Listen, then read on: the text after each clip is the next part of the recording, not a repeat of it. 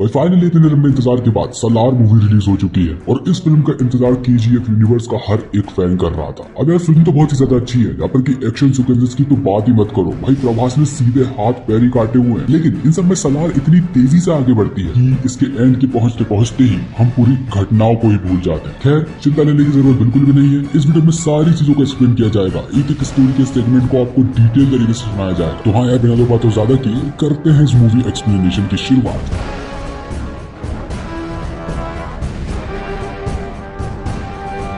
चलिए दोस्तों स्टोरी के सबसे रूट क्वेश्चन के ऊपर बात करते हैं कि आखिरकार देवा और उसकी माँ ने खानसार छोड़ा ही क्यों। तो ये बात है 1985 की, जब वरदा और देवा बहुत अच्छे दो दोस्त हुआ करते थे और ये दोनों इतने पक्के दोस्त थे कि भले ही कितनी बुरी परिस्थिति क्यों ना हो ये कभी एक दूसरे का साथ नहीं छोड़ते थे। यहाँ पर की वरदा खानसार के कर्ता का बेटा था। अब यहाँ पर जो वरदा था वो कर्ता के बेटा होने के बाद भी हमेशा देवा के लिए खड़ा रहता था और यहाँ पर उसकी दोस्ती के बीच कभी भी उसका स्टेटस नहीं आया, क्योंकि यहाँ पर जो देवा था वो बहुत ही एक अंडर प्रिविलेज बैकग्राउंड से था और यहाँ पर कर्ता की बराबरी कभी नहीं कर सकता था। लेकिन इतना सब हो जाने के बाद भी उनकी दोस्ती के बीच कभी भी दरार नहीं आई और फिल्म की शुरुआत में हमने देखा कि कैसे उसने अपने अच्छे दोस्त की मदद की, साथ ही में अपनी जान को जोखिम में डालकर उसने अपने दोस्त को बचाया ताकि यहाँ पर वो जिस चीज का हकदार है उसे वो चीज दिलवा सके, भले ही चाहे उसको कितनी भी लिमिट अपनी क्यों ना क्रॉस करनी। अब एक दिन कर्ता के कुल के लोग आते हैं ताकि वो देवा और उसकी पूरी फैमिली को खत्म कर सके। इन्हीं सब के बीच वो उसके फादर को तो मार ही देते हैं, लेकिन उसके पिता को मारने के बाद वो घर को भी लूटना चाहते थे और उसकी माँ को अपनी हिरासत में लेना चाहते थे। वहीं देवा अपनी माँ को बचाने की पूरी कोशिश करता है, लेकिन उस समय जो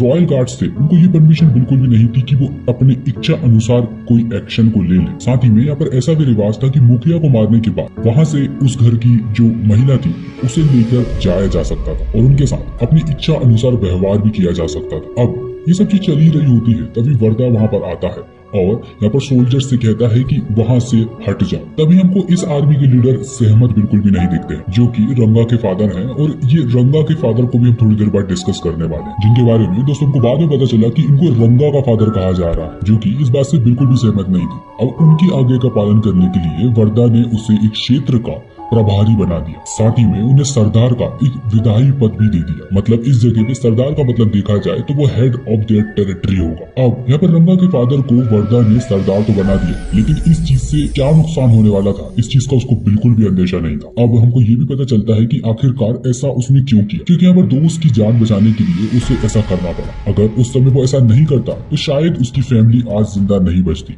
वो खानसार छोड़कर नहीं जाती। तो वहाँ इस तरीके से देवा और उसकी माँ ने खानसार छोड़ दिया और जब कभी वरदा को देवा की जरूरत होगी तो वो लौट आएगा। यहाँ पर वो ऐसा कहकर भी जाता। चलिए दोस्तों आते हैं हमारे अगले सवाल के ऊपर कि आखिरकार मन्नार ट्राइब सोरियंगा के खिलाफ क्यों थे। तो स्टोरी की शुरुआत होती है 1127 से। पर खानसार पर 3 उग्र जनजातियों का शासन था और इन 3 जनजातियों का नाम था मन्नार, शौर्यंगा और घनिया। अब यहाँ पर दोस्तों थोड़ा समय बीतता है और कानून की आवश्यकता इस जगह को पड़ने लगती है ताकि आने वाले समय में खानसार की किसी भी तरीके की ग्रोथ पर कोई इफेक्ट ना पड़े। लेकिन यहाँ पर दोस्तों ये चीज इतनी आसान भी नहीं थी, क्योंकि जब शिव मन्नार की मृत्यु हुई तो उसका बेटा राजकर्ता बनना चाहता था। हालांकि वो ये जानता था कि यहाँ पर असली उत्तराधिकारी धारा शौर्यंगा नेता था। अब कुर्सी की भूख में यहाँ पर वाद विवाद होने लगे और राज ने शौर्यंगा को ही मार डाला। यहाँ पर वो रुका नहीं, उसका ये मानना था कि कबीले का एक भी सदस्य अगर बच जाता है तो भविष्य में वो एक बहुत बड़ा खतरा पैदा कर सकता है। अब यहाँ पर राज को तो ये बात समझाने वाला कोई था नहीं कि उसने उस समय क्या गलत किया और क्या सही किया, लेकिन उसके अकॉर्डिंग उसने एकदम सही चीज की। साथ ही में उसने दुश्मन कबीले के सारे लोगों को मार डाला, ये भी उसकी गलतफहमी थी। यहाँ पर शौर्यंगा ग्रुप के बहुत से लोग बच चुके जो कि सीक्रेटली अपनी लाइफ बिता रहे थे। अब स्टोरी थोड़ी आगे बढ़ती है और हमको राधा राम के कैरेक्टर के बारे में बताया जाता है और इन्हीं सबसे रिलेटेड हमारा अगला सवाल ये है कि आखिरकार राधा राम ने सीज फायर को डिक्लेयर क्यों किया खानसार ने। 2010 के आसपास राज मन्नार ने ये इच्छा व्यक्त की कि उनकी दूसरी पत्नी का बेटा वरदा होने वाला विधायक बने, क्योंकि उनकी पहली पत्नी से हुआ बेटा रुद्र ऑलरेडी एक सरदार था और यहाँ पर राज मन्नार को ये बात बिल्कुल भी पसंद नहीं थी कि उसकी जमीन पर रहते हुए उसका बेटा वरदा एक बाहरी व्यक्ति की जिंदगी जी। यहाँ पर राज मन्नार ने रंगा से अपना स्थान खाली करने को कहा और वरदा को अपना अधिकार लेने के लिए कहा गया। यहाँ पर रंगा अपनी जगह देना बिल्कुल भी नहीं चाहता था, लेकिन यहाँ पर उसकी मजबूरी थी, क्योंकि यहाँ पर वो कर्ता के खिलाफ बिल्कुल भी नहीं जा सकता था। अब यहाँ पर समय थोड़ा बीतता है, राज मन्नार अपने कुछ राजनीतिक मामलों में भाग लेने के लिए खानसार से बाहर गए और उन्होंने अपनी बेटी राधा राम को उसकी एब्सेंस में सब कुछ चीजों का ख्याल रखने को कहा गया। एक तरीके से सारी जिम्मेदारियों को अपने सर लेने को कहा गया। इस बीच रुद्र, रंगा और नारंग, विष्णु और कुछ नए लोग एक साथ आए और फैसला लिया गया कि राजमन्नार के खानसर वापस आने से पहले वर्दा को मार देंगे। उन्होंने वर्दा और उसके लोगों के खिलाफ युद्ध छेड़ दिया और तभी राधा राम के बीच में आए और क्रीज फायर का ऑर्डर दे दिया। लेकिन यहाँ पर जो खानसार का कॉन्स्टिट्यूशन था वो कुछ अलग ही लेवल का था। खानसार में सहमति के ऊपर काम हुआ करता था। यदि ज्यादातर लोग ये चाहते हैं कि खानसार पर क्रीज फायर लागू ना हो तो वो नहीं हुआ करती थी और यहाँ पर कर्ता को ये राइट नहीं था कि वो किसी भी तरीके की घोषणा को कर पाए। अब इन्हीं सब चीजों का फायदा उठाते हुए रंगा ने राधा के फैसलों को चुनौती दी और ये निर्णय लेने का दबाव दिया गया कि यहाँ पर विकल्प पर मतदान दिया जाएगा और उसके बाद ही इस चीज पर पहुंचा जाएगा कि क्रीज फायर को लागू किया जाए या नहीं किया जाए। अब यहाँ पर रंगा, रुद्र और लगभग जितने भी लोग थे वो सारे के सारे निश्चिंत हो गए क्योंकि उन लोगों को ये कॉन्फिडेंस था कि हम ज्यादातर वोट्स लेने में सक्सेसफुल हो ही जाए। इसलिए उन्होंने अपनी सेना का निर्माण करना चालू कर दिया। उन्होंने यूक्रेन, रूस और दक्षिण शर्डान और अन्य जितने भी स्थान से सारी जगहों से किराए के सोल्जर्स बुलवाने चालू कर दिए। वहीं दूसरी तरफ वर्दा ने ऐसा कुछ भी नहीं किया। वर्दा को कुछ भी नहीं चाहिए था। वर्दा बस ये चाहता था कि सिर्फ एक आदमी उसके साथ रहे। वे जानता था कि यदि उसका मित्र सलार उसकी ओर है तो कोई भी सेना उसकी बराबरी बिल्कुल भी नहीं कर सकती। बिना कुछ सोचे समझे यहाँ पर वर्दा ने अपने दोस्त देवा से मदद मांगने के लिए खानसार से गुजरात तक का सफर तय किया। अब देवा के लिए उसका दोस्त ही उसकी पूरी जिंदगी था और वह उसके लिए कुछ भी कर सकता था। यहाँ पर की कोई उंगली पर उठा दे तो वो उसको सीधा काट ही देता था। इसलिए देवा इस बार जब खानसार वापस आया तो उसकी तुलना में वो बहुत ही अलग मानसिकता के साथ वापस आया था। लेकिन इसे एक बात का कोई अंदाजा नहीं था कि आगे आने वाले समय में क्या होने वाला है। अब सारी चीजें यहाँ पर नॉर्मल होने की तरफ ही आगे बढ़ रही थी। तभी यहाँ पर वर्दा ने एक बहुत ही अलग चीज की जिसकी की एक्सपेक्टेशन किसी को भी नहीं थी। यहाँ पर वर्दा ने क्रीज फायर के अगेंस्ट वोटिंग दे दी। यहाँ पर काउंसिल ऑफ मिनिस्टर्स ने सारे लोगों ने एक ही जगह वोट दिया था कि यहाँ पर क्रीज फायर लागू नहीं होनी चाहिए। यहाँ तक पहुँचते पहुँचते भी सारी चीजें ठीक थी।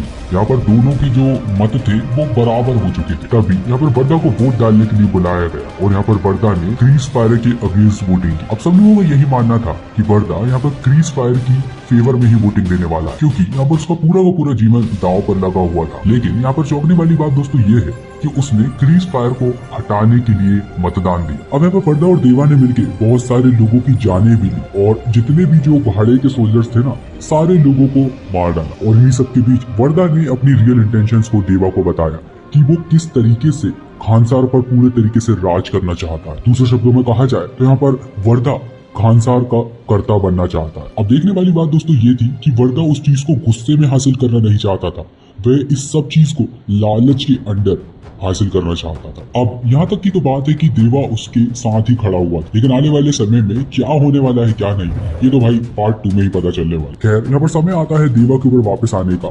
शुरू से दोस्तों हमको देवा का कैरेक्टर बताया गया लेकिन हमको ये नहीं बताया गया कि ये देवा का ओरिजिन क्या है। खानसार में रहने के बाद भी उन 3 कबीलों में से ये किस कबीले को बिलोंग करता था। आइए दोस्तों इस बारे में जानें। राजमन्नार को एक्चुअल में ये बात शुरू से ही पता थी कि एक समय आने वाला है कि उसके अपने ही लोग उसके विद्रोह में खड़े हो जाने वाले। सबसे पहले हमें ये पता चला कि शौर्य कबीले के कई सदस्य आज भी जीवित हैं और वो इस राज्य के शासन को उखाड़ फेंकने की साजिश रच रहे हैं। यहाँ तक कि वो सही समय का इंतजार कर रहे थे और उनका मानना था कि अब सही समय आ चुका है और अब आक्रमण करना बिल्कुल सही होगा। सलार की एंडिंग के दौरान हमको ये भी पता चलता है कि देवा दारा का बेटा था और वह सिंहासन का असली उत्तरदायी। अब यहाँ पर समस्या सबसे बड़ी ये थी कि वर्दा ने देवा को प्रोटेक्शन बेसिस पे बुलाया हुआ था और एक दिन उसे कुर्सी पर बैठने में मदद करने की शपथ भी ली। भारत के नेतृत्व शौर्यंगों की पूरी सेना थी जो कि साम्राज्य को जलाना चाहते थे और रुद्र जैसे अन्य लोग जो कि उस स्थिति का लाभ भी उठाना चाहते थे। अब इसके नेक्स्ट इंस्टॉलमेंट में हमको ये पता चलने वाला है कि क्या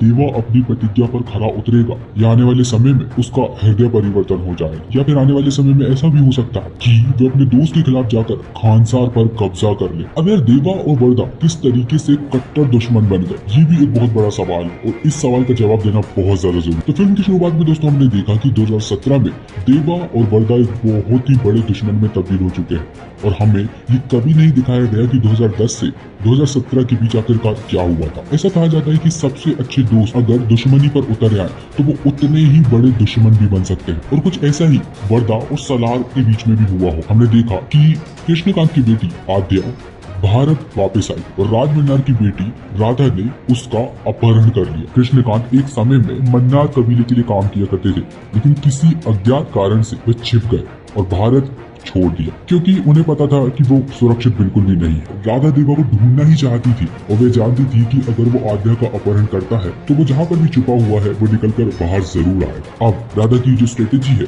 वो आखिरकार सफल हो जाती है और वे उसके सामने आकर आद्या को बचा लेता है। और यहाँ पर वर्दा को ये पता चल जाता है कि जो दोस्त उसका दुश्मन बन चुका है वो कहाँ छुपकर बैठा हुआ है। सब ये पॉसिबल हो सकता है कि किसी गलत फहमी के चलते हुए दोनों दोस्तों के बीच में दरार पैदा हो गई हो, या फिर कुछ और ही बात हो सकती है। आपका क्या सोचना है उसे नीचे के कमेंट्स में बताइए। लेकिन हमें सलार पार्ट 2 में ये पता चलने वाला है कि ये दोनों दोस्त सुलह कर लेंगे या फिर आने वाले जितने भी दोस्त दुश्मन है सबसे लड़कर इस जंग को जीतेंगे, या फिर ऐसा भी हो सकता है कि दोनों ही मिलकर खान सर पर राज करने वाले। और अगर इन दोनों में से कोई एक बचता है तो वो कौन होने वाला है ये भी आप ही बताएंगे। तो हाँ यार दोस्तों, पर सलार पार्ट 2 के लिए मैं तो बहुत ही ज्यादा एक्साइटेड हूँ।